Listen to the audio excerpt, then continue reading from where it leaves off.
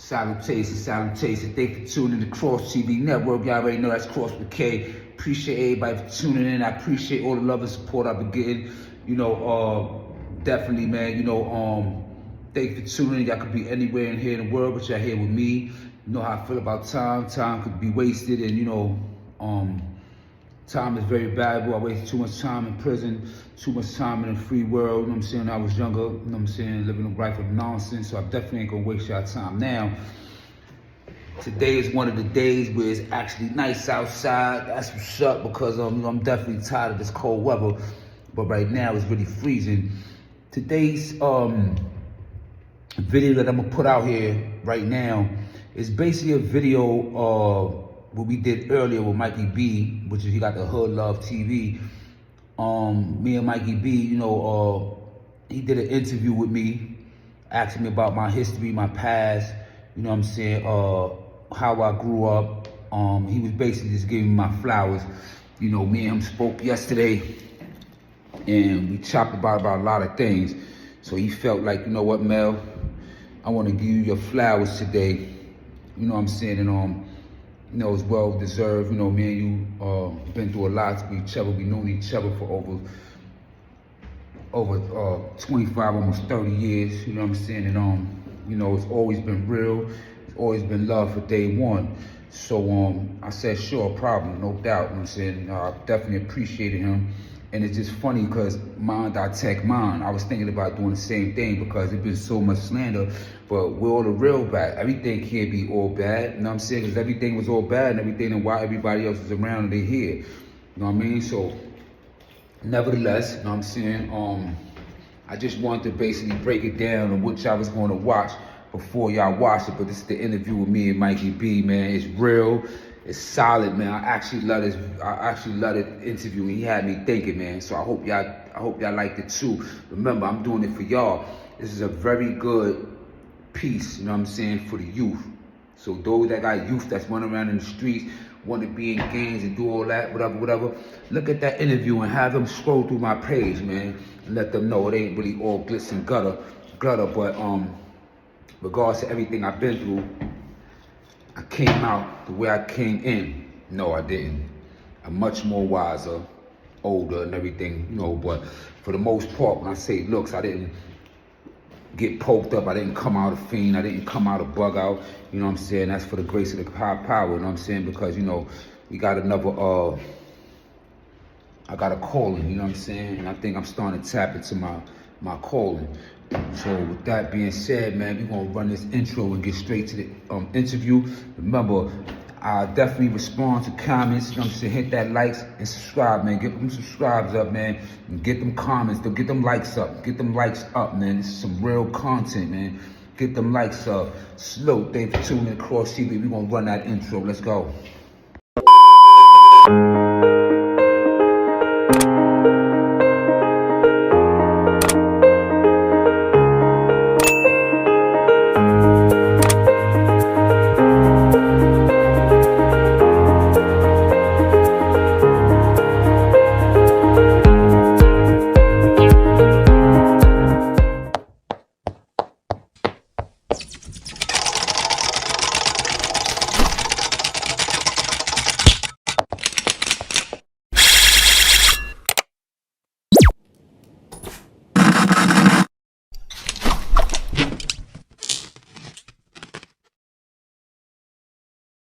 Get it out there, because like I said, we came up that bash the children of the Black Panther Party. So all of the Panthers got books. Before we even got on here, I talked to you about that.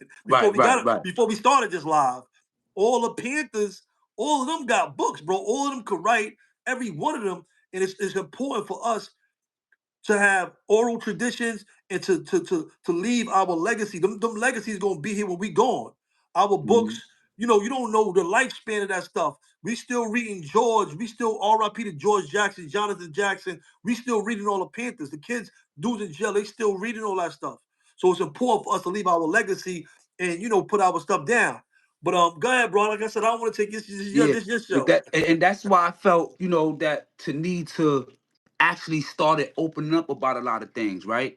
Because I look at us as real people. What that looks like, honorable people. You know what I'm saying? Those that stand for something, won't fall for anything. The things that I stand on is truth. I stand on real. I stand on principle. You know what I'm saying? You know, a large part of my life, I prided myself on being my own worst critic. You know what I'm saying? So I always strive for perfection. You know what I'm saying? So a lot of things that I was doing, man, it was just only to just prepare myself to what I was doing. Because like I said, man, you know, when I took this oath, I meant it, bro. I meant every word that I said. You know what I'm saying? In my actions, I want to show that. But also, it's like I'm learning now to also appreciate the suckers or the fake. The reason why? How can real survive without an opposing things to show the difference? You know what I'm saying? Right. Only steel Right. can sharpen steel. You know what I'm saying? Right. So we're gonna always flock together on the real aspect, but you got to see and know, like, oh shit, you know what? Now I see this. Now I understand that. That's why my favorite quote in the Bible is Ecclesiastes 1:18. With the more wisdom come guilt. With the more, hold up, it's like with the more wisdom come guilt. With the more something comes sorrow. You know what I'm saying? It's like when your eyes open up and the more you start seeing certain things, you change. So it's like when I started learning a lot of the things that I was learning through these books, I started feeling more connected to the universe. A lot of things started making sense to me. You know what I'm saying? So I could only be who I am and walk in our truth. And that's another thing that also goes back to the snake on the road. You see the snake on the road, you pick him up. Oh shit, you fucked up, whatever. Take him to your house, clean his wounds, feed him, nurse him up, heal him. One day you go to pet the snake bites you. And you be like, yo, what the fuck? You could have died. I could have left you inside of the fucking road. You could have been dead. You know what I'm saying? Somebody could have came and ate you. You could have did anything, whatever. I took you in. Why would you bite me? And then the snake look at you. I'm a snake. Right. You're gonna only be who you are. You know what I'm saying? Fuck what your words is. Your character and what you're doing is gonna manifest who you are. I don't really need to hear nothing you say. I just need Right. to watch what you do. Right. So let me ask you this. All right. How long have you been home right now? I've been home right now, man. Next month will be 9 years, Mikey. This is the first time That's a blessing. I've been home this long. You That's a know, blessing. Hold on. I want to just ask you that for mhm. it was a lead off question. Okay. So what during your time, the gang, whatever, what prepared you, Mel Kross, that you used to be that was going back and forth to prison after doing that long stretch? What prepared you to be the person you are today, the man you are today in prison? What did you do in prison to make that change where you can stay free for this long, for you to do the activists and the work that you're doing in the community now? What were those things that actually did that in prison? What gave you that? This might surprise you. This is gonna really surprise you. The betrayal of my big homie in the situation I went with NYBBA unjustly. Mm, That was a gift and a curse for me. And let me explain why I say that. I say that too. But go ahead. Those that don't know, at that time, at the peak of my time, Outlaw 20 was probably the biggest brim hood at the time. You were big. One or second biggest hood. And one of the reasons why a lot of other hoods in Brim Army could get big because it's only a certain amount of hoods. And when something happened in another hood and people want to stay Brim, you just fall under, you just go, you know what I'm saying? Or what have you. You know what I'm saying? No shade, it's just facts, right? The people that I saved from getting stabbed, the people that I might have gave a pair of sneakers, fed them, helped them out with their relationship on a visit, even got a couple of hours with them. Now, when I came home, these are the people that can't be nowhere near me. It's crazy, They got to right? be the furthest thing from me because now we got a situation going on. You know what I'm saying? So it's either, you know, you're going to play and have these people around you and get caught up, or you're going to stand on business and you're going to stand 10 toes down even when you by yourself. You know what I'm saying? You know, that's part of that 130. Even when you by yourself, by myself, With by a blood myself. myself. You know what I'm What? saying? So me coming home, when I first came home, bro, it was so many bloods and everything that pulled up on 183rd, waiting to see what I had to say. I could have fixed the whole hood, took whatever I wanted to do. When I found out they did that, I went the furthest the other way I can go. You know what I'm saying? Because if that would have never really happened to the hood at that time, I would have came home to thousands of motherfucking outlaws that I didn't probably know, didn't know what they was caught up in or something like that. And y'all could have been reading about me in the news about being in the feds, like a lot of these other guys that was in the That's a feds. fact. You know what I'm You're right. saying? You ain't saying And nothing wrong. and then also what inspired me to also talk to a lot of these kids out here too, right? Is this. A lot of the kids that's going through these wars, the YGs, the OGs, and all that shit that's going on, it started somewhere with us in prison. You know what I'm saying? That's why when the dude said, like, yo, dudes be enemies and be with each other, but then the young soldiers, I felt that because we know that has happened. You know what I'm saying? So it was like, I need to speak to these kids because, like, well, the area I was in, it was a lot of Mac borders. Then I go to another area, is their enemies. But y'all not even responsible for this war. And once upon a time, y'all was cool. Y'all just chose to follow people that y'all don't even know.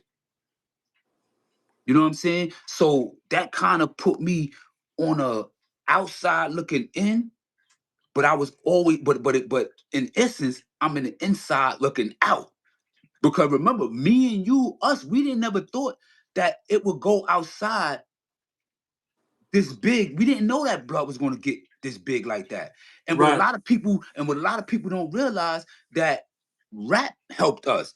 Jay-Z told my dog that's locked in the Bing, when we hit the You hit bricks, the new bricks, whips, new whips. money ain't a thing. That's Remember, right. we was B-dogs. We was Blood in the do Bing only at that gangster time. shit. We was Blood do only gangster shit. We was the he was talking B-dogs. about us in the Bing at that time. And then Pistol Pete case, Lord Tariq with the deja vu. Like, dive in the fire, we know, Uptown Baby. And they was talking about Pete case and it was all over. And then you had the rise of Dipset. That is true.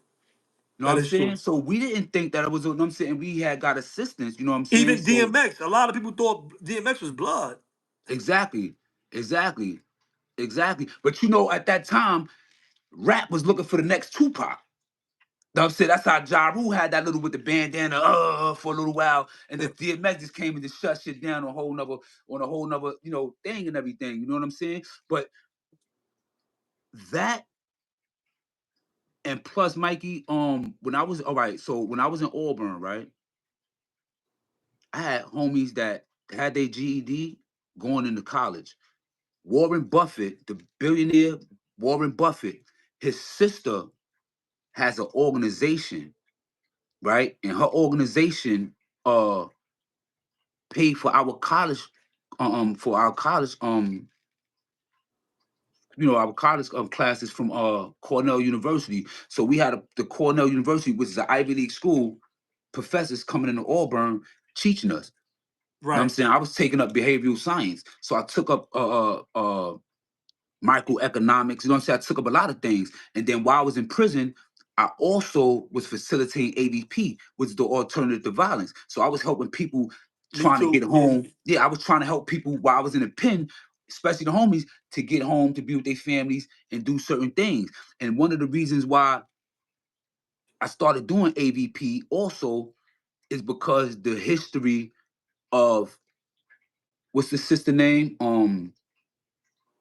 Harriet Tubman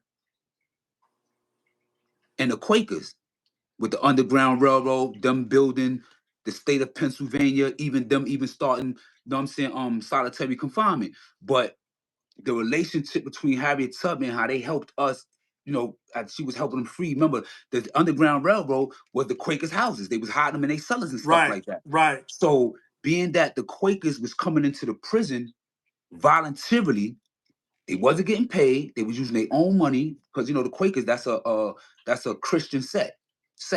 It's a religious sect. It's a friend society. And they was coming in.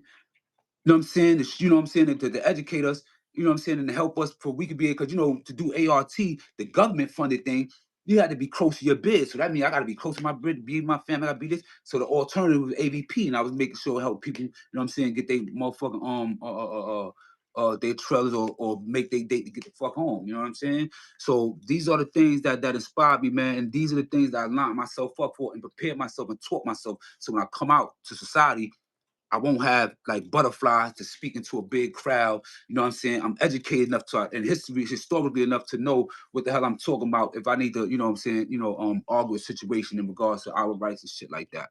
You know what I'm saying? All It's right. just giving our whole experience. Oh, that's great. All right. So how was coming home, connecting to the community? Tell me that whole story. Tell me some of the things you did, some of the people you worked with. How was that coming home, getting released, getting out of there? And I know you could tell me about like the India bid, what it took, because it's one thing to do a bid, but it's something totally different to come home, like from being the people that we are, and coming home is like you gotta hold your hand. We was really active, you know what I'm saying? So how was that, getting out and coming home? What did you have to change? What are some of the things you had to do to be this new person to get out and to become free? What's crazy, bro? What I learned about plans, you could plan to the bitter end. When you come home, you might not even follow none of that shit. You know what I'm saying? Or whatever have you, might be happening a whole different way. Because mind you, I was gone 20 years, a little over 20 years. So when I left, I was a teenager outside running wild.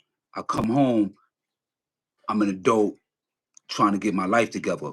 So that right alone fuck with me, because I'm like, damn, the time that I was running around doing all that bullshit, shooting, and going here, doing this, doing that, and all that negative shit, I could have been getting myself together. So the time I'm at now, I could have been getting ready to fucking retire.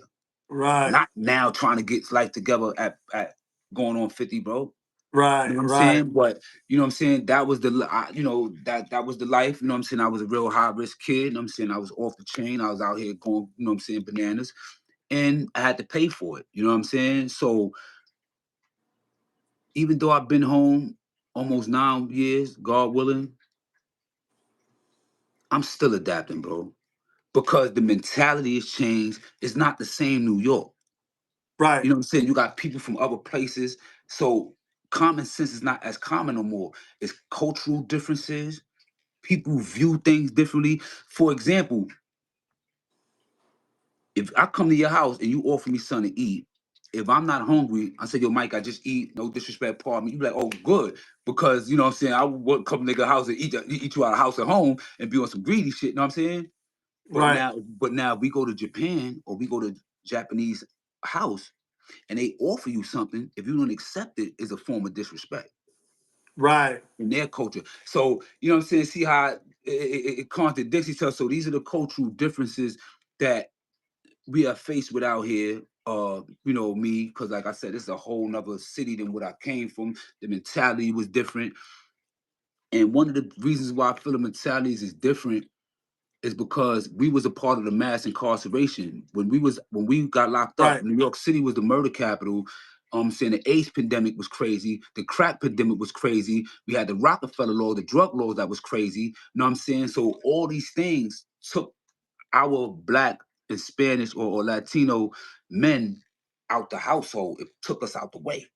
right, You know what I'm saying? So now we got a lot of young men, young adults that was raised by their moms. You know what I'm saying? So, us as father, we ain't gonna be sexist or nothing like that. Me as a father, my goal was always to show her and to teach her how to identify men that I used to be. So she don't get caught up with a person like her father was. You know what I'm right, saying? So I would assume that a mother would do the same, or she would raise her, you know what I'm saying, or whatever have you. But that man wasn't there to teach him what it is to be a man and what it is a man, what it is a man to do. You know what I'm saying? But the organizations that that really changed me a lot was SOS, which is Saved by Street, is an anti gun organization. How you get that job? Actually, I got that job because my YouTube channel. When I was on my that's crazy, right? When I was on my YouTube channel when I first started, before people started hating them, whatever, my messages was getting out there. I bumped into a lot of people that was like, "Yo, Mel, man, you just helped me figure this out, or the way you put this helped me, just help my whole situation, or you just helped me with my relationship, or you just helped me with that." So it was other people that was hearing what I was doing. So actually, one of the guys, the guy that hired me from SOS, actually reached out to John Rambo. Oh wow! Salute to Know what John I'm Rambo. saying? Know what I'm saying? Shout out to John Rambo, and he was like, "Yo, what's up with dude, he from your hood and all that." He was like, "Yeah, that's little bro, that's little bro and all that, Kross be my little brother, you know what I'm saying? Tech, this, that, and other, boom, boom, little Greg and everything." So he like, "Word, whatever." I got the link, got in tune, whatever, and then plus somebody else was telling me that they was hiring, and and that's how that connected, and What that's was how your I became. What was your job title? I started off at an outreach worker. So an outreach worker, I would walk through 169 Boston Road. I walk through Forest Projects, walk through McKinley Projects. I walk through John Adam Projects. I walk through St. Mary Projects. I walk through Batanza Projects. I walk through 149th and 3rd Avenue. And basically just trying to stop little beefs, you know what I'm saying, little issues that was going on. If a little fight's going on, see if we could break the fight up as we moving along. At times when we got a certain amount of funding, a certain amount of money, we'd throw like book bag giveaways, big book bag drives. Christmas, we had a big Christmas giveaway. We did Christmas. We gave out a lot of Christmas presents in Patterson projects and in Mount Haven projects. When people get shot or get murdered, we'll do shooting responses. That's when you see me with the bullhorn, and I'll give an experience on why this shouldn't have happened. We do things like that, and we go on little trips and everything. But then I became the community coordinator, right? So what I would do then was like keep ties with the local organizations like the barber shops and everything, give them like shirts and get them support, do little barbershop things, hold meetings and everything. I was doing stuff like that, but it was more community and not directly with the kids. Yo, that's great work. We appreciate you, bro. You heard? Thank you, bro. Yeah. So let me ask you this: Mm-hmm. coming from where we came from, What time is it, Mikey? Pardon me lifestyle. 1 second. What time is it? It's 2:05. All How right. much Yeah, longer you got? You got about 5 minutes. gotta get ready to start. Yeah. All right. I'm gonna give you this last question. Mm-hmm. Returning to your community, being from the person that you were to who you was now, how did it make you feel to be doing that? And how did the community feel and accept you for doing that? I felt real great that I was doing it, not because the cameras and everything on me, because I really enjoy helping people. You know what I'm saying? Helping out your community, helping out your Yes, people. yeah, right. You know what I'm saying? Remember, that's the whole reason why I turned down move. You know what I'm saying? Also, so I love helping out the community. And it was good that we was inspiring other brothers that was coming home, that was in the struggle, that was banging everything, to come home and also follow suit and be active in the community. You know what I'm saying? Because like I said, I took my lessons and everything to heart, man. When they said that, you know what I'm saying, we the vanguard, we're gonna do this, and I was educating myself. I meant everything. And that's, you know what I'm saying, that meant the world to me. So I stayed 10 toes down on that. You know what I mean? Word. Yeah, bro. But I know you got to get to work, man. This is a great one. You know what I'm saying? I ain't going front. I wish I ain't even had to really end it I know because how I'm it really go. like We can do it feeling. again, bro. Yeah, but I just want to say thank you to the chat, thank you to the channel, thank you Mikey B for giving me the opportunity. This is real big. This is grown man. I humbly really appreciate these Yo, we love flowers. you, I bro. We love the accept work them. that you're I doing. accept them wholeheartedly. And a lot of people that don't know about me and Mikey B, man, that's my comrade. We used to call each other twins. We used to always snap on each other all the time. You know what I'm Facts. saying? Little kids should have a lot of jokes about everything. But Mikey will tell you, man, when he got it in, when he had to put that work in and he had to pop on police, and he came over there to NIC to the Beacon box with us, all beat up and fucked up and everything. Niggas had to turn up. That shit broke my heart. But I'm also proud of you, Mikey, that you out here doing the right thing and everything, and I also appreciate you for the fact that when something was bothering me and I brought it to your attention, you know what I'm saying? You remained the man and you value our relationship and our bond Of that we course, had you for my all brother, these bro. years. Like, And we you on this didn't do internet, none of that but you my faggot brother, shit bro. that the You know other what we've chick been do. through. You know what we've been through. You know the real struggle of what we've been through and where we came from to where we at now, bro. You my brother, bro. You know what I'm saying? And Yeah, man. we gonna make mistakes. You know what I'm saying? I ain't perfect, bro. But you know, let me tell you something, man. Like I said, man, you doing great work out here, man. I love you from the peoples. You know what I'm saying? If nobody else don't say it, bro, I love you. Um, you doing great work, man. We need more brothers to come out here and to be like you and to do what you're doing. You know what I'm saying? Staying free, Mhm. making good examples, stepping up for our community, stepping up for the hood, and being there for them youngins to have a different perspective of what an OG is now today. You know what I'm saying? No question, bro. Word up, bro. But I'm gonna let you get off to work. I'm gonna close the show out. Yo, Tiny, thank you. Thank you for the super chat, man. But yeah, man, you doing great work. Keep it up. You got brighter things in the future, bro. It just started. You know what I'm saying? That's a We fact, spent a yo. lot. Go Guys, ahead, bro. I'm about. Speak, Now, bro. I just want to say again, man. Thank you for the chat, man. Appreciate the love, man.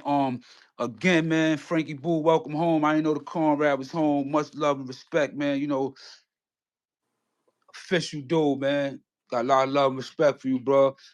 I ain't see who else was really in the chat. Know what I'm saying? But I see James in there. Yeah, shout out to Motley. You know what I mean? A lot of people that's in here that I know, man. Salute is all love, man. Appreciate y'all. Thank you for all those that show Mikey support. Salute the channel. My channel, Kross Tv Network. That's Kross with a K.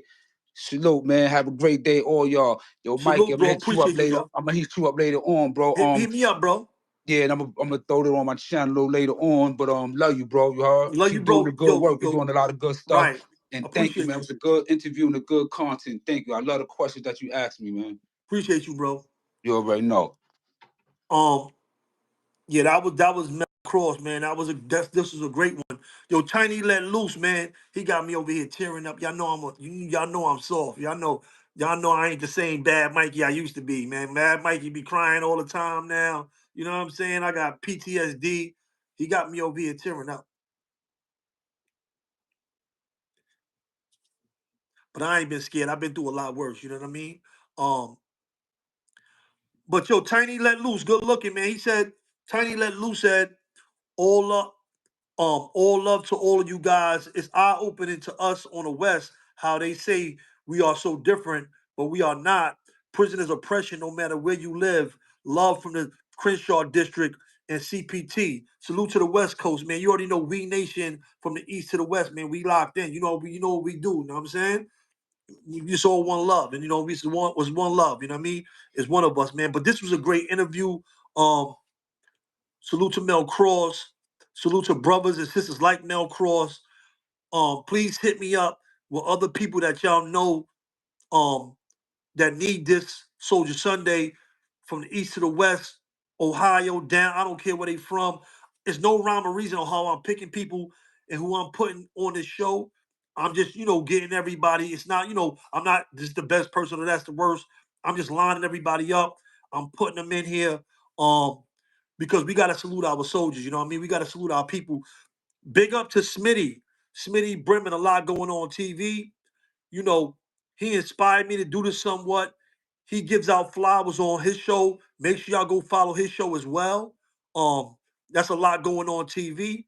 Um, go follow Mel Kross at Kross TV Network. Mel Kross, Kross with a K. That's how he said. That's how he do it. You know what I'm saying? Salute to everybody that tapped in, that tuned in for the show. I might come on later and do something on the death I heard about, R.I.P. the Powerful in Auburn. This is what I was afraid of. I told y'all this. I knew something like this was gonna happen. I hope we don't have more deaths in this lockdown. But salute to that brother, R.I.P. the Powerful, that brother that died in Auburn. But we gotta support one another. You know what I mean? We gotta big one each other up. We got enough people out here trying to pull each other down, and that's what we do on Soldier Sunday. You heard? Salute to Mel Kross, bro. We love you. You know what I mean? We love the work that you do, and your community loves you, and we need more soldiers on the front line like you. Salute. Second episode of the Sunday Soldier series. I got Mr. Mel Kross himself, OG Mel Kross in the building. Let the people know who you be. Talk to the people, Kross. You You know what I already mean? know, everybody know that don't know, you know what I'm saying? Mel Kross, you know what I'm saying? Uh, Everybody know who it is and what it is, man. You know, I'm not gonna sit here and really. It's one thing about me. I always been humble, man. I never been the one that was ride my own coattail where I just felt like I was just better than anybody and everything. You know what I'm saying? So with that being said, you know, humbly Mel Kross. You know what I'm saying? Y'all know what I'm saying? One of the original 5'9" brims. You know what I'm saying? One of the founders of NYBBA movement. You know what I'm saying? Founder of Outlaw 20 Brims, you know what I'm saying, was the second hood under NYBBA, was 5'9" Brim, East Homicide, and Outlaw 20. I mean, Yeah, man. So the Soldier Series is here to commemorate, to give flowers, and to big up the brothers like yourself that turned around criminal past, confronted, changed your life, came out here a mhm. new man, and you working for our communities. We want to commend you. We want to salute you for that. Salute you for making that change. The hardest battles that we fight is amongst ourselves, um, as well as we losing a lot of us. We getting older, you know what I'm saying? We want people to see our flowers while we here, and how much we appreciate you, you know what I'm saying? For the work that you put in prison and in the streets, you know what I'm saying, with these kids and the stuff that you're doing now. So let the people know, about yourself, a little bit about yourself, where you came from, where you from, and how you came up and stuff. Yeah, first of all, I want to appreciate you, man, because, it ain't really easy out there, you know what I'm saying, doing this work, you know what I'm saying? So, you already know Mel Kross, you know what I'm saying? You know, I'm from the Bronx, you know what I'm saying, born and raised. My beginning starts at Hunts Point. You know what I mean? That's where I'm originally from, Hunts Point, a couple of blocks down from Spofford over there on Lafayette between Brown and Longfellow.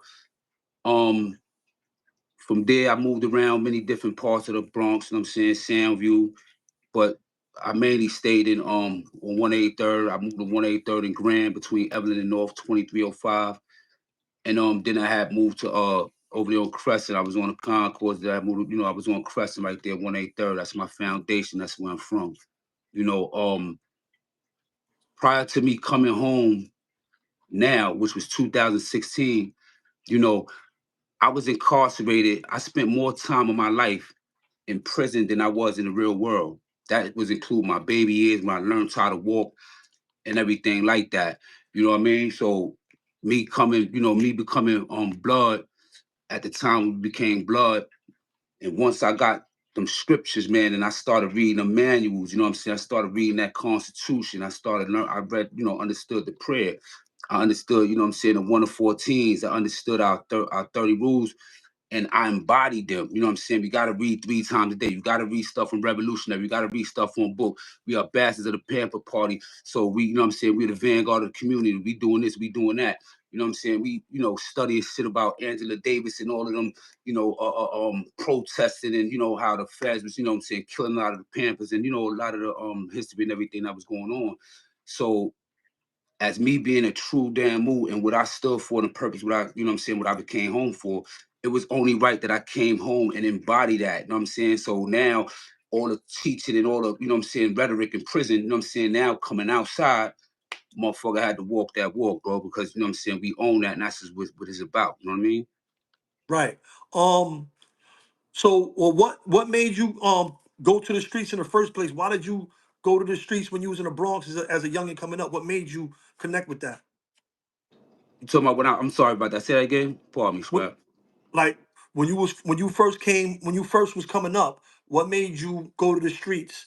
You caught prison time. You know what I mean? What made you Um, go to the streets? what made me go to the streets, honestly, is you know, I come from the hood. You know what I'm saying? It's like I ain't choose the street chose me. You know, my father, you know what I'm saying, may he rest in power. You know, R.I.P. he went back to the essence when I was about 12 years old. You Sorry know to what hear I'm that, man. saying? Right. But in Hunts Point, you know what I'm saying, he was a legend, you know what I'm saying? He was one of the he was the boxing champion out there. You know, there used to be a lot of street fighting out there. You know, back in the day, there was a lot of boxing and stuff out there.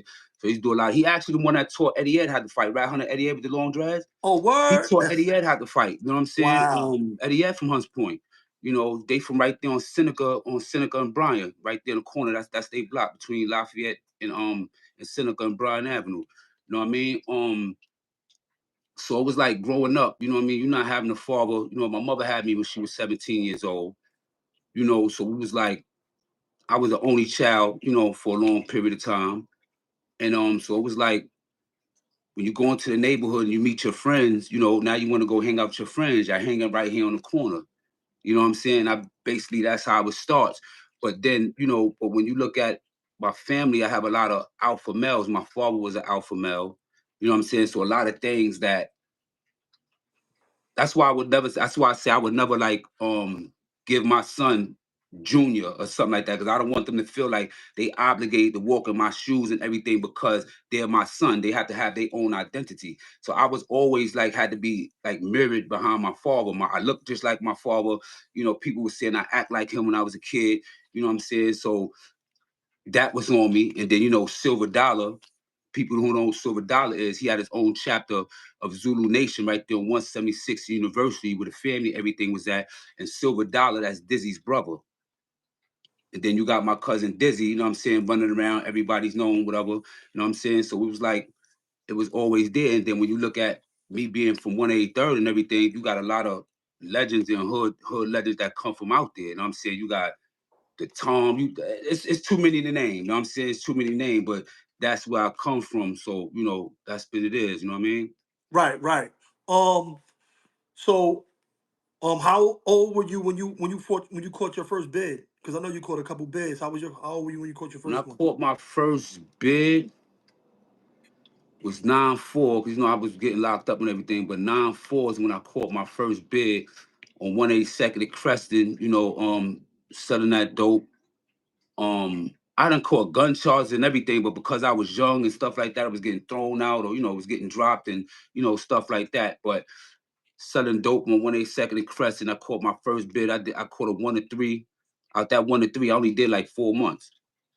How was that? How was the first time touching prison? How was that? How did that go? I'm on. It was a different experience, you know, from being in Spofford and everything. It was wild Oh, because you know you were an adolescent at that time. yeah, I was an adolescent. So, you know, I was in a four building. You know how that was, four buildings, adolescents at war.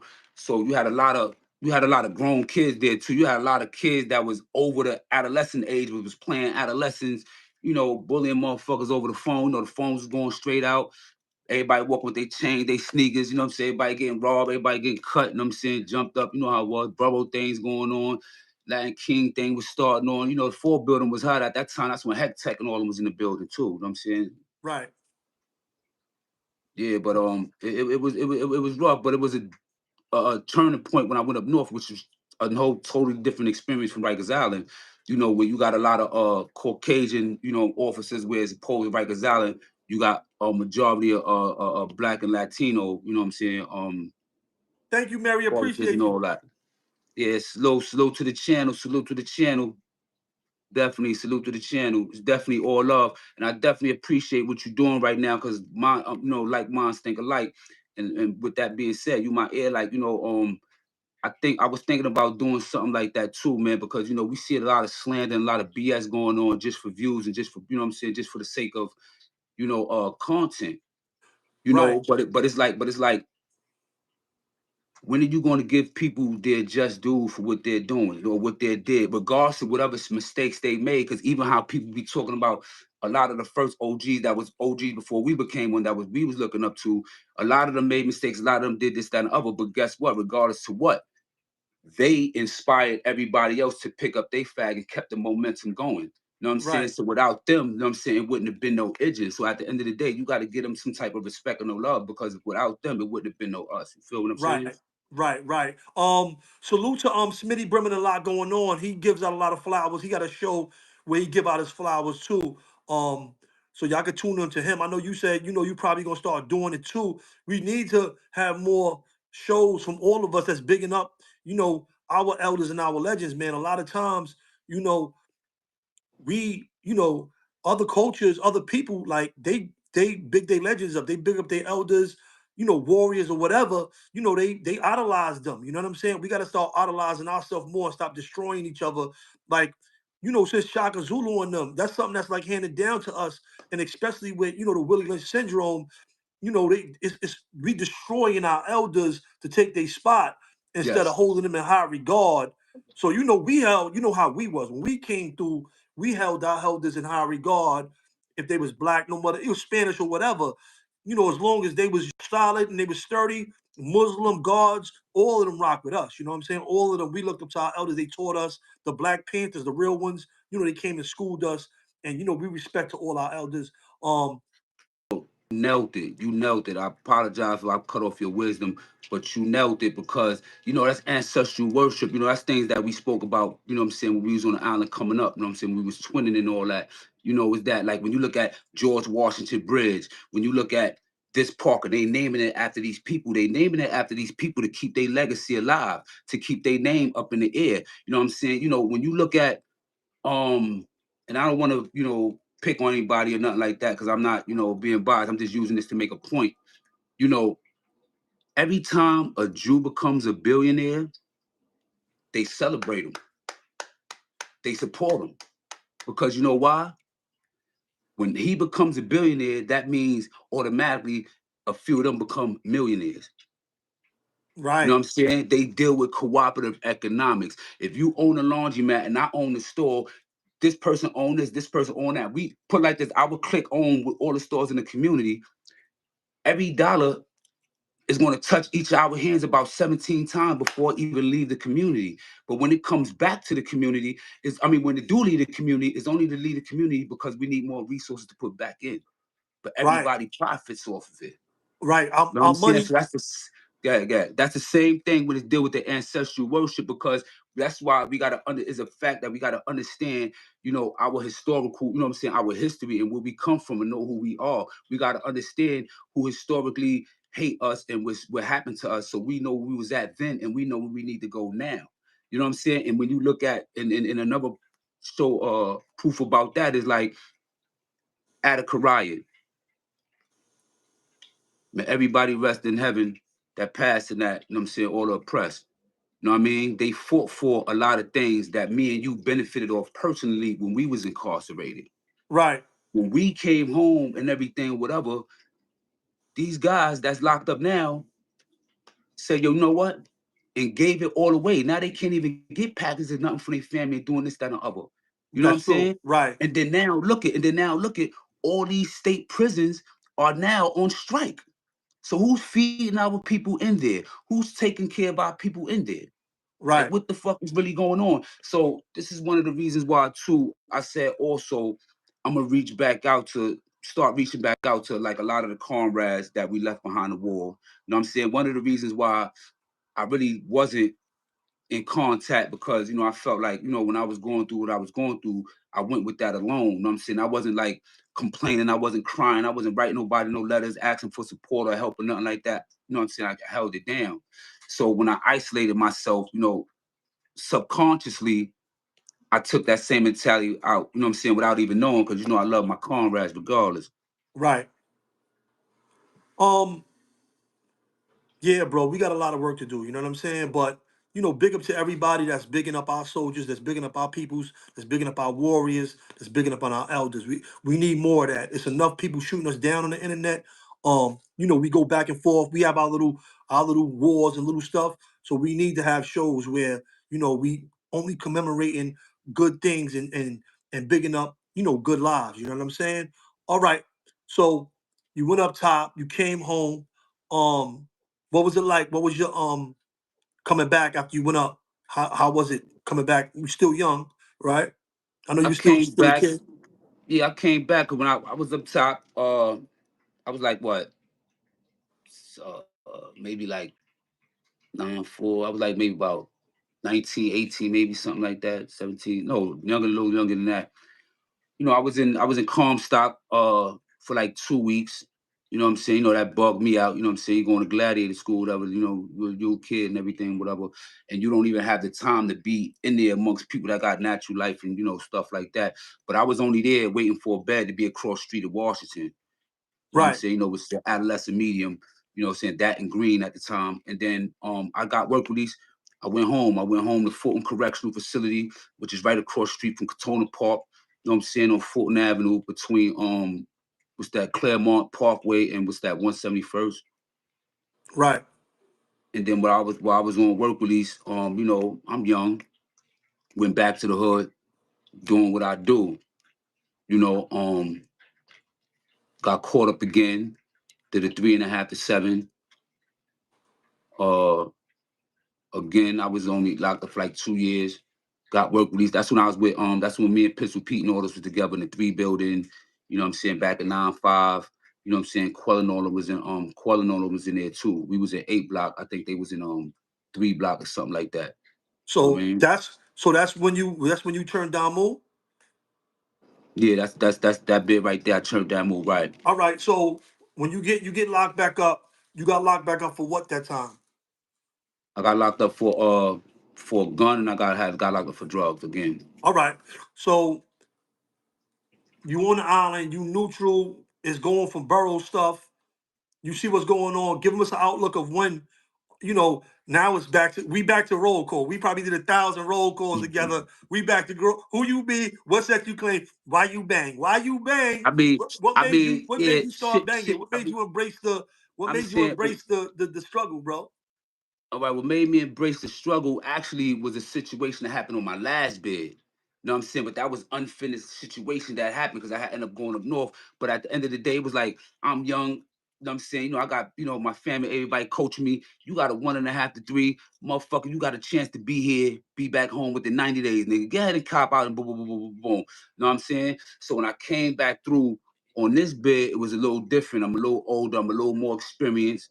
You know what I'm saying? I was around a few of my comrades, like Kev 357. You know what I'm saying? He was over there with Big Smoke and all of them. You know what I'm saying? You know, I was in the building when we was in the 3 building. It was me, Pistol Pete, Take No Shorts, and rest in peace, Brave Dave, Drama. You know what I'm saying? Drama was one of the ones that R.I.P. really was taught me. Yeah, R.I.P. You know, Drama, Brave Dave, the original Brave Dave from RPT, Right. and he the one who taught me how to bid, you know what I'm saying, and showed me, you know what I'm saying, showed me the way and everything. So it was like, you know, my name sound like something in the street because I was somebody in the street. You know, my team, you know what I'm saying, everybody know about my team. I 183rd team in the street, how we was out there doing what we doing, not only in the hood, in the Bronx and everything, but in Baltimore. We was up in Philly, you know what I'm saying? We was up in motherfucking Boston over there in OP Projects. You know, with Gardner, where they made that movie at. Right. We was up in them projects and everything. So, you know, when you come to prison, and you in the Bronx and everything, you know, everybody know each other, everybody heard each other. So, oh, this is such and such, this is such and such. And then, you know, I'm Dizzy little cousin, you know what I'm saying? Rambo and all them from the 3rd, they been putting on whatever, you know what I'm saying? So I had no choice but to carry that torch, you know what I'm saying? And then, you know, I didn't even know at the time that OG Mac was who they were saying where he was. When I had went to the box and Sunday had brought me home, you know what I'm saying? That's who brought me on prime time, you know what I'm saying? And Sunday from over there on Tremont and Harrison, you know what I'm saying, right across the street for 82. And when I went outside, I seen, I'm like, yo, what's up? So he talking to me like, yo, then he stopped me. The OG Mac was just, when he started talking, everybody just started like roll call and everything. He was throwing up all type of signs and he knew all the codes. Like he was spitting so many codes so fast, it was like ridiculous. And I'm like, what the fuck? You know what I'm saying? And then they was like, yo, this OG Mac. I'm like, yo, this homie raised me. Like, this OG Mac, yo. Boo, boo, boo. And I was like, oh, shit, he always was on some blood shit back in the day. But, you know, we wasn't really paying no attention to that. You know what I'm saying? So that only just made the fire burn. It just made me want to be a part of it. And like I said, I already had little run-ins because, you know, I had a run-in with Heck Tech and Sebastian and them. They jumped me in the 4 building. Oh, word? Yeah, Heck Tech, Sebastian and them, they jumped me in the 4 building in the New Jack House. In the New Wow. Jack House. Bust what happened. Because I was going to tell it on my shit, But I'm gonna tell it right now. I'm gonna give you some sauce, man. I'm gonna give you some sauce, man. But I'm gonna put this on clip it and put it on your joint too. Yeah, you know that. But so what happened was, Hectech and Sebastian had robbed somebody. They had robbed Quintel man, Scar, R.I.P. Scar. Rest in peace R.I.P. to the Scar, gangster. R.I.P. Scar. That's one of Southside finest. Know what I'm saying? So Scar man, they snuck up his stuff. I peeped the whole shit. Me and him came into the house together. You know what I'm saying? So when I saw what happened, so he's like, yo, what's up with my shit, whatever. So I played it cool. Now, mind you, it's my first time, you know what I'm saying, whatever have you. So I was in the bathroom. He like, yo, bro, yo, what's up, blah, blah, blah. I'm like, yo, not for nothing. Them Latin King niggas did it. You know what I'm saying? Now, it was like 9 or 10 of them, and they always in the back. This was their house. They ran the house. This is their house. So, you know, whoever don't get down with them, you know what I'm saying, is finito with them. So I told son, why this motherfucker go back and tells these niggas that I told him that they took his stuff? Wow. I don't know this happened. I don't know none of this. Right. Later on, down, you know, they rocked me later on. They were like, yo, come in the back. So in the back, niggas is rhyming, niggas playing cards, niggas came from the back, yoke me. Word, yoke me, bro. You know what I'm saying? Yoke me, feed me, outed me, put me in the bed. I woke up like, what the everything dawned to me, whatever. My shit was packed. Police was already getting me out. Everybody already knew what happened, whatever. And word them up. And then that was the same dude. That was the same dude that was running around with Quintel in the fall bill. I can't remember his fucking name, but I was looking for this dude ever since. I kid you not. So from that incident, so when people be saying, hey, yo, Kings wasn't doing this or whatever, that's bullshit. I experienced it. And this is my first time coming through, and I wasn't fucking with nobody. I'm trying to do 3 months and get the fuck out. Right. You know what I'm saying? So now, pardon me. So now, when I'm on my next bid, I'm on my bullshit. I'm on my bullshit. And then that's why when I came home on that last one, right? That's why when I came home on that last bid, when I came through and I had the murder, the attempted murder, I'm like, man, listen, it's a chance I'm never coming home again. You know what I'm saying? Motherfuckers gonna respect my shit in here. And I'm gonna lay my shit down. And that's why I was going hard the way I was going hard. Like, yo, fuck, you know what I'm saying? Like, nah, that shit ain't going on.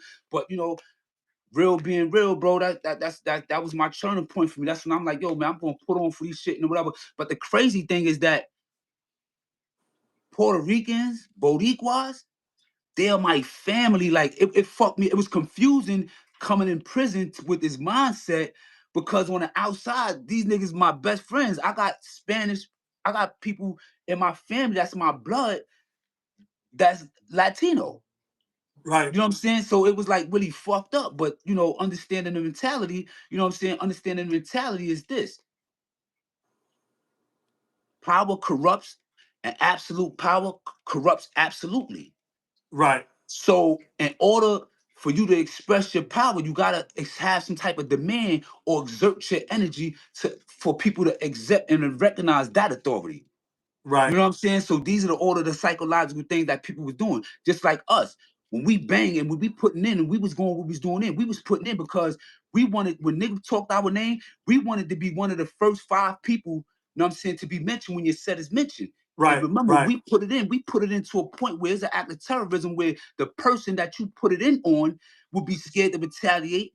You know what I'm saying? And the people that observe and watch the shit wouldn't even want no fucking smoke with you at all. Right. So these were the psychological things that we was playing with the enemy and playing with everybody else that some was aware and other wasn't aware. Right. You know what I'm saying? But, you know, even to this day, I be around Puerto Ricans all the time. You know what I'm saying? Like, that's family. So it was like really confusing. But as you see, you had a lot of Boricuas, Puerto Ricans that also ended up turning blood also as well. You know what I'm saying? But shout out to the motherfucking Boricua. That's family too. Yeah, You know shout how out, we salute do to it. the, salute to the peoples, man. Salute to the peoples, man. We all one. We all one people. You know what I'm saying? So right, first coming on the Damo, you home, you know, you doing that. All right, you know, we know a lot of different guys that bang. Some was on Color Time, some was on Revolutionary Time. You know, what time did you really? Some was on Getting Money Time. You know, we got different guys we know, and they all was putting their work. They all still official. They all still official. You was, from what I seen about you, you was more on a revolutionary mindset. Um, you knew your stuff. What made you choose to bang that way, to be that kind of banger? What made you choose that type of way? I was sincere in what I was reading and what I was being taught in our lessons. You know what I'm saying? What our Constitution told us. They say that we was the bastard child of the Black Panther Party, right? So Right. we had. So I started reading Solar Dad Brother. I read A I was gonna Taste of ask you that. Power. Yeah, I read A Taste I of was gonna Power. ask you the Read the books. 48 Laws. You Read The gave me a Art of lot of them War. books. You was giving me books. You know what I'm saying? But go, No, bro. yeah, know what I'm I don't want saying? to take So, your interview. I don't want to say the books. Go in, you heard? This is your flowers. You know what I'm saying? We want your yeah, nah, I history. We appreciate want that your word. energy. But before I even give my salute, I want to say salute to everybody that's in the chat. It's mad love. Yo, Yo, salute to the peoples, I man. see keep seeing a Frankie Boo coming up. That's Frankie Boo, Frankie That's Boo? Frankie Boo. Yeah, that's Frankie Boo Get in the here, yeah. fuck.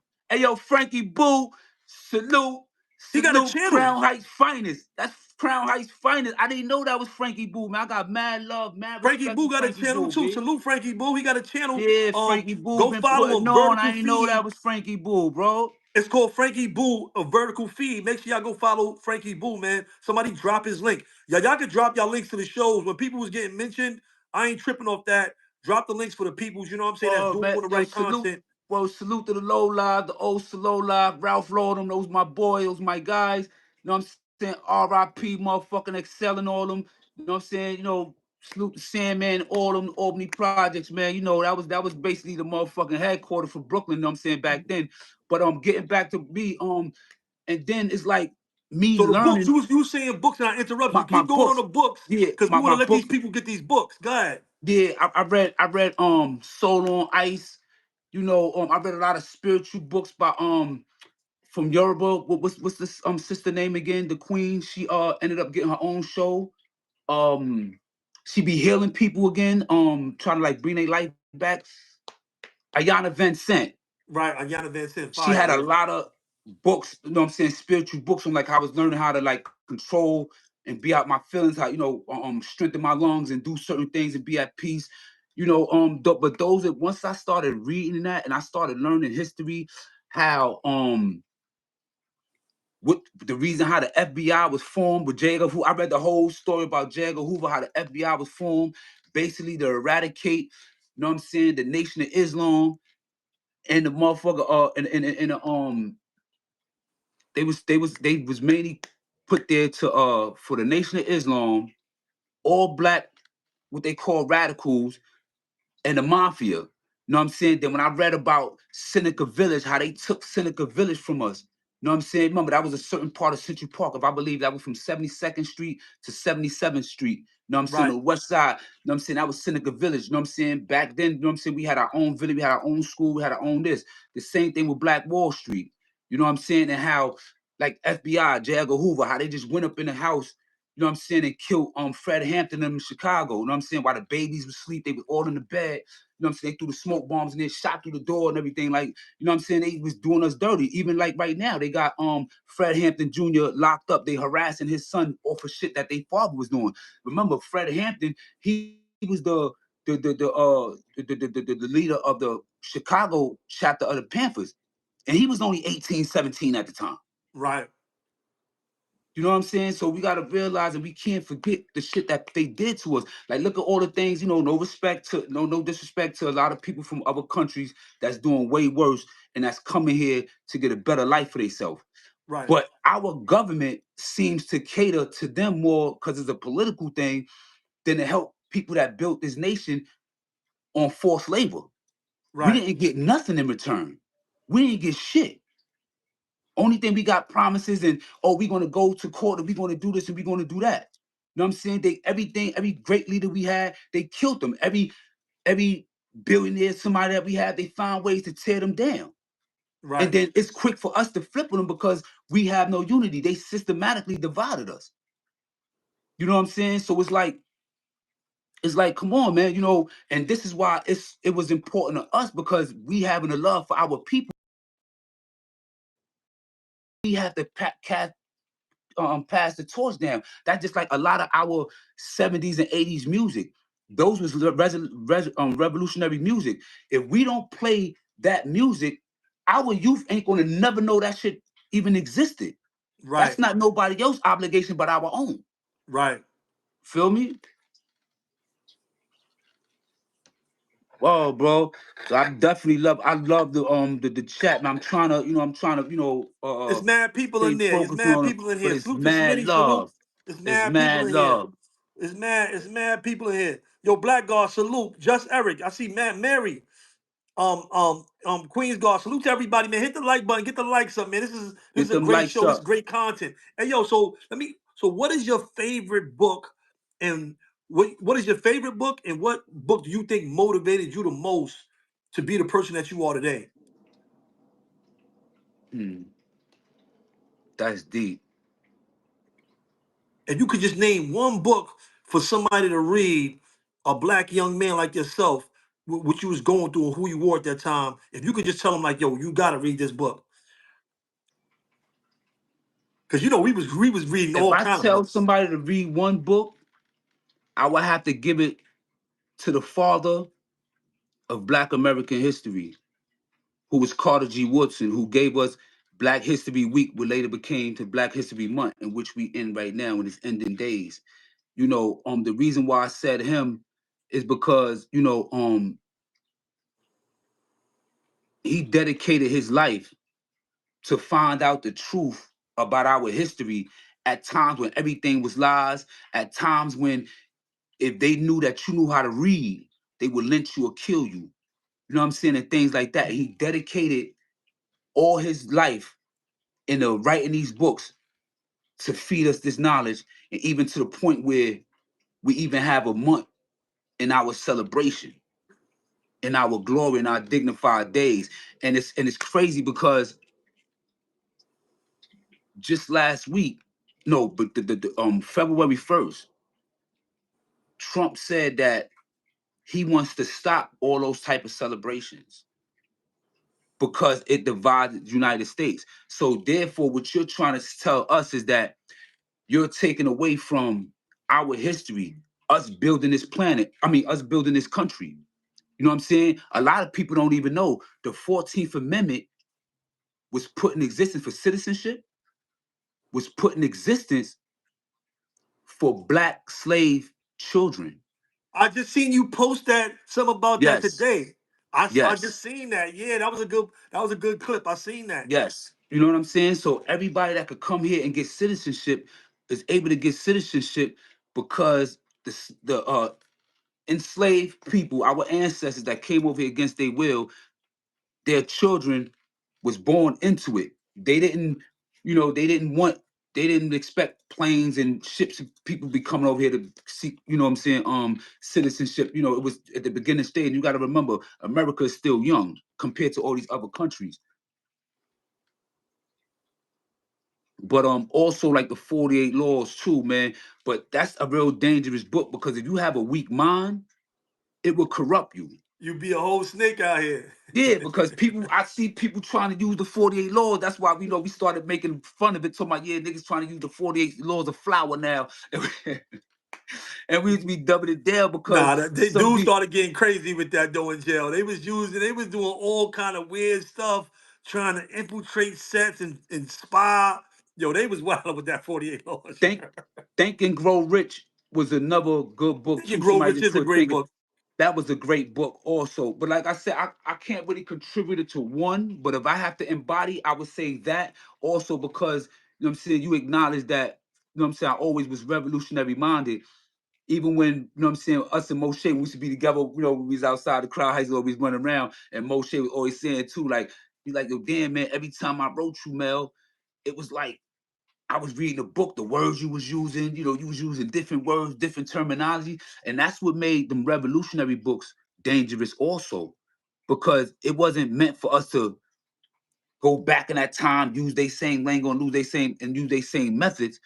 You know, so That's for true. some people, it corrupted them and it fucked them up.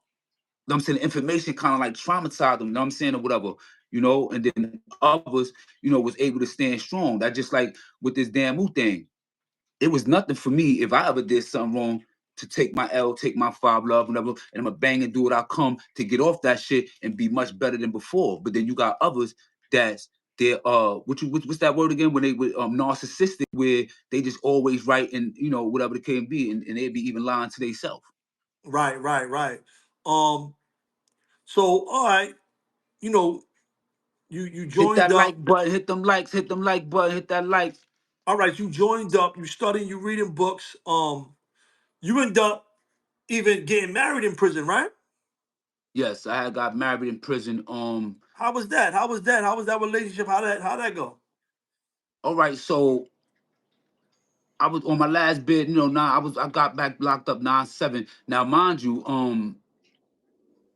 I did the 3.5 to 7. I came home on work release, so I actually caught that murder and attempted murder and all that while I was on work release. I was only home for about 70 something days, and I was on a run. I went to Alabama because my mother and them was born in Alabama. They're really from Mobile and all that down there. You know, they was even born down here. My generation, all that, we was born up here. So you know, I was running on a run for a while. You know, I got back locked up. The 3 years I was on an island, me and my baby moms wasn't together. You know, she was living her life, I was living my life. At that time, remember we had Lady Kross, you know, my wife at the time from Queensbridge. You know what I'm saying? So throughout my Right. course of my bid, I had a few, you know, women in my life. But when I got up north and I had copped out to the 20 years, remember everybody thought I was bugging. Like, this nigga man copped out to 20 years, yo, this nigga bugging out, yo, he MK thought wilding. I was bugging too when I took Yo, 15 to life. He was like, "Yo, you wilding. I ain't taking nothing." remember, Because remember, he went home. He beat his yeah, case. Remember, MK beat his case.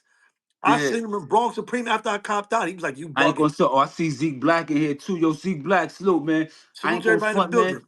You know, Zeke Black was one of the people, you know what I'm saying, not to change the subject, but he was one of the people that was really like, yo, Mel, you need to get on YouTube. You know, I was a little bro and everything, you know, we went through our little situation of, but that's bro though, you know what I'm saying? That's bro though, Right. man. You know what I mean? But move it along. Then what I was just saying, what was the last thing I was saying before I said that? Um. You was talking about, I think, Lady Kross. You was talking about getting married. You was talking about Right, that. right, right.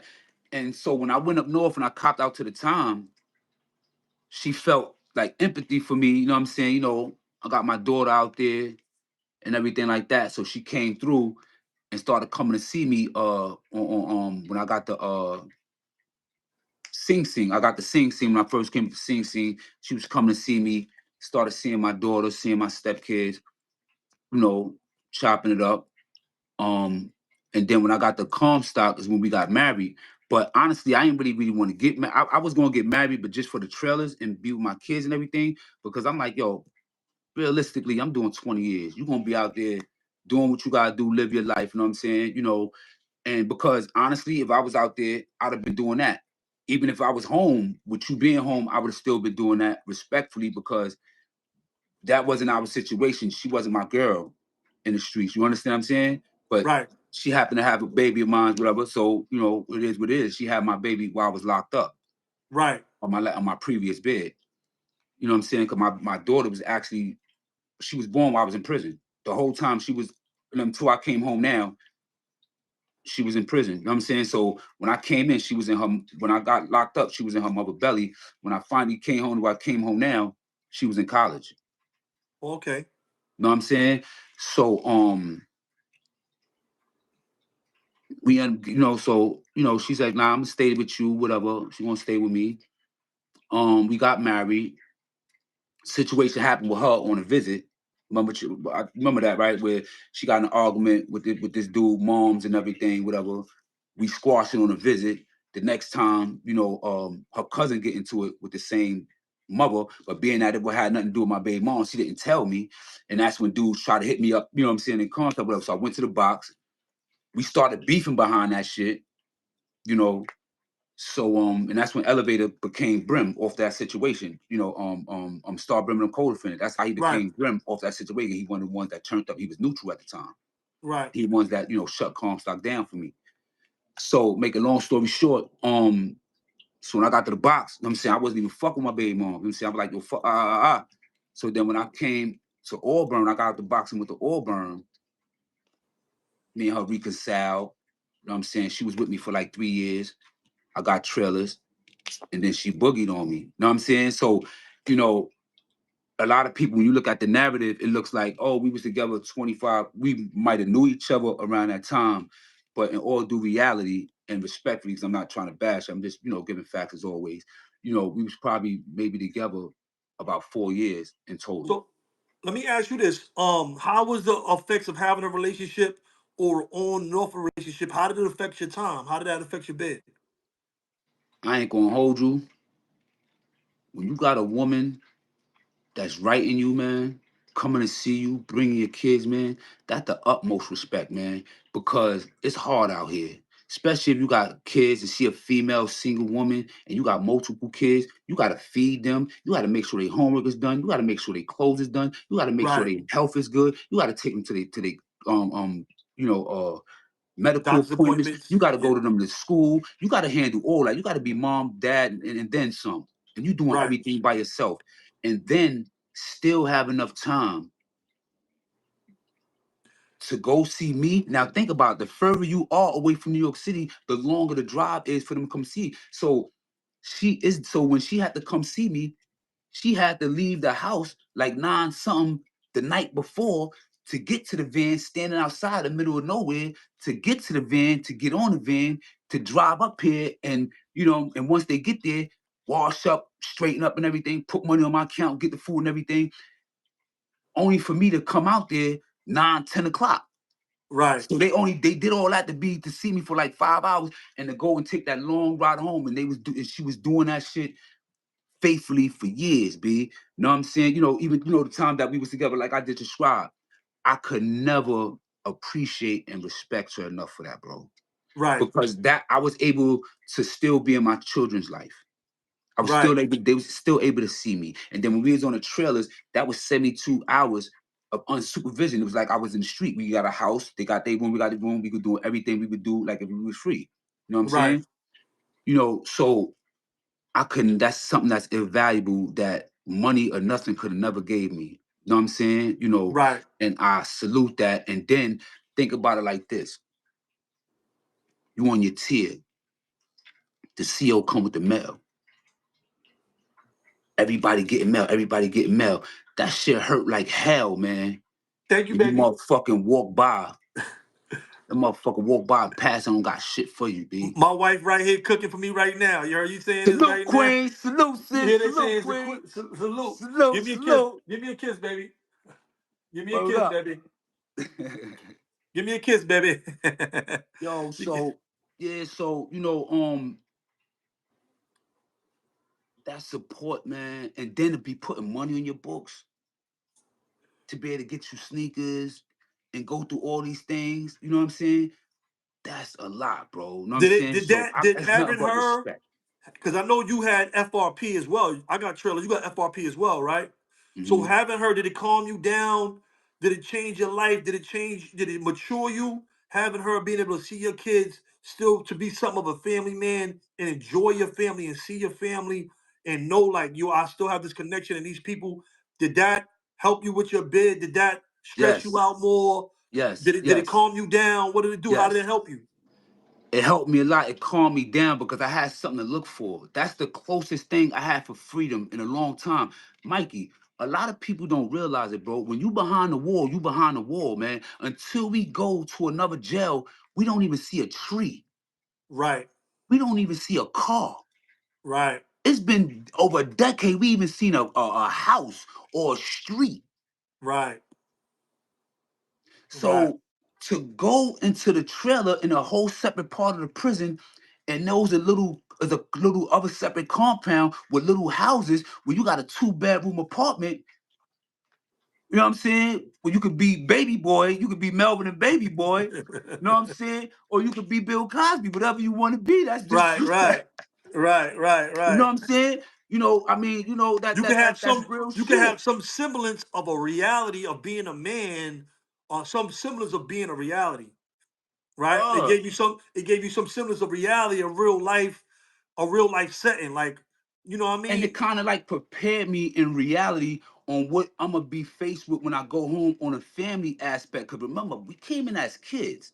Right. I wasn't a father when I was in the street. My daughter wasn't born. Right. I learned these things in prison. And a lot of people don't know what you know, Mikey. Remember, I had to pick up, besides hustling, I had to pick up other skills to make bread for the kids. So what I was doing was I learned how to crochet. I was making motherfucking kufis for the Akis. I was making the yarmulkes for the Jews. Gotta You know what I'm get money. saying? I was making a hat and scarves. I made my daughter's sweatshirt, sweatshirts, like, like the fake ass, coochie joints. I made the real official joint. It came from the heart. I spent hours and weeks making these things, making motherfucking crooks for the bed. You know what I'm saying? I made teddy bears, and they know that they came from daddy. That, you know what I'm saying? They came from daddy. You know That's what I'm saying? fire. That's fire. And even Yeah, on my their wife, birth. she always try to get me to just draw stuff and do just like something that's from special from me.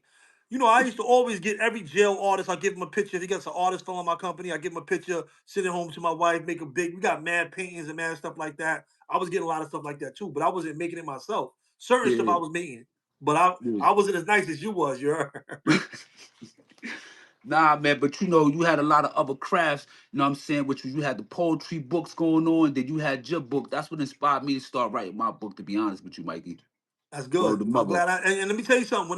When me and my wife, when we put that book out, it was still a couple of edits. It was kind of rough, but I'm like, yo, the people need this. Get this out there.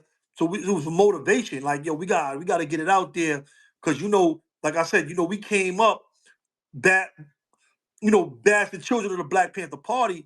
So all of the Panthers got books. Before we even got on here, I talked to you about that. Before Right. we